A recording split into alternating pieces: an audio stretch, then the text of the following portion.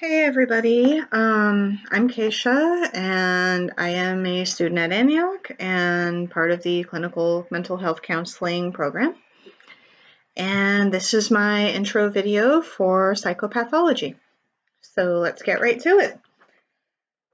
Alrighty, first question, what courses, if any, have you ever taken high school through post-secondary school in abnormal psychology, psychopathology, or psychiatric disorders?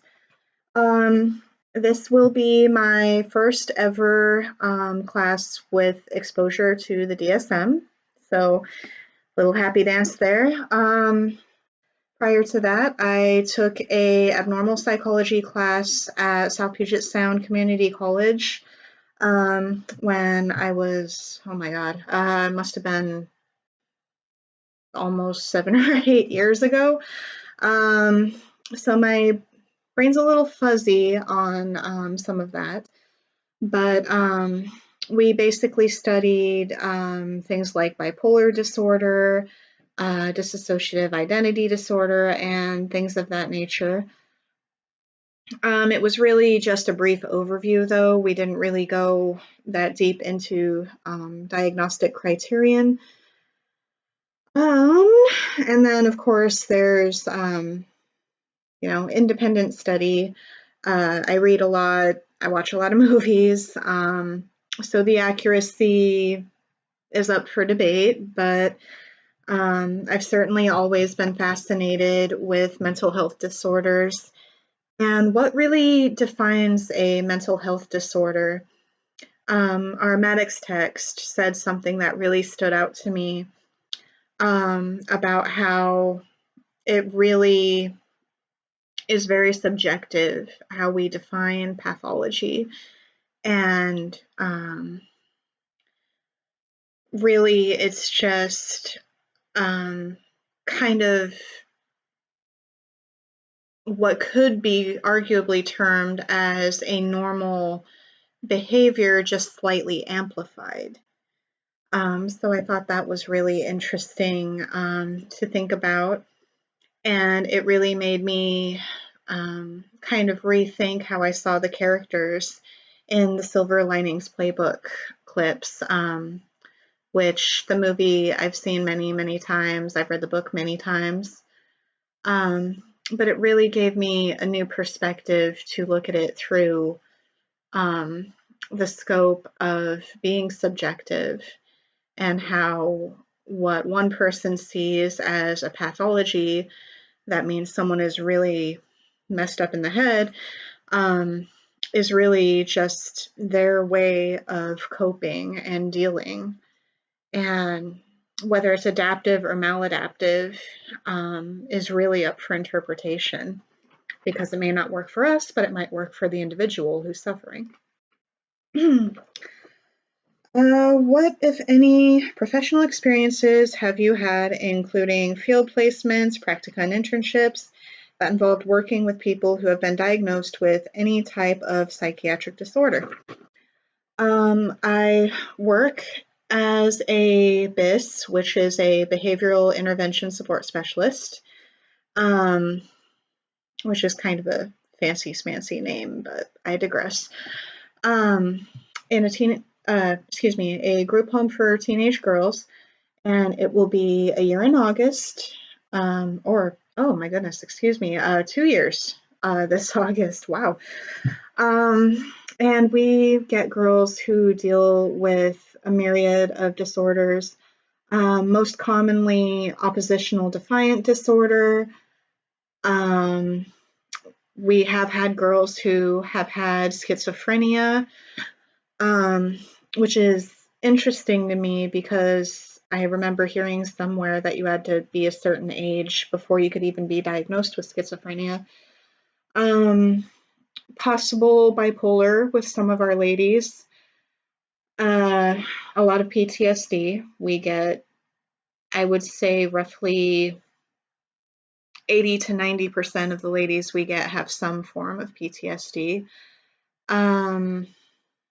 We give out medications, anywhere from just over-the-counter melatonin to help our girls sleep to 10 to 20 medications for one lady. So yeah, that's pretty much been my only professional experience that I can really speak to at this point in my life for working with people struggling with disorders. I do fully intend to start my internship at our local BHR branch here in Olympia. So that will certainly give me more experience. But really, this class is probably going to be my biggest exposure to disorders and actual diagnostic criterion. And last but not least, what is one psychiatric disorder you believe you have some level of familiarity with already, and why? I've known many people over the years who have struggled with depression and bipolar. People that I personally think struggle with narcissism. But as far as one specific thing, I would have to say generalized anxiety disorder. I myself have been diagnosed with this, and I can certainly speak to the personal experiences. In a nutshell, there's constant worrying, certainly, at least for me, a perfectionist mentality that if you do not meet what are honestly really ridiculous expectations for yourself, you can spend hours, days, sometimes even weeks beating yourself up about it, ruminating. I should have said this, I should have done that. And it's a very difficult thing to live with. And it's very interesting to me that our readings this week, the DSM, hinted pretty heavily at this. The idea that a person can be cured from a psychopathology. When I look at the word psychopathology, psycho basically being the mind, and pathology to me meaning a repetitive behavior, such as, say, pathological lying. So when I hear that word, I think to myself that it's a pathology, it is a pattern. I question that anything can be cured.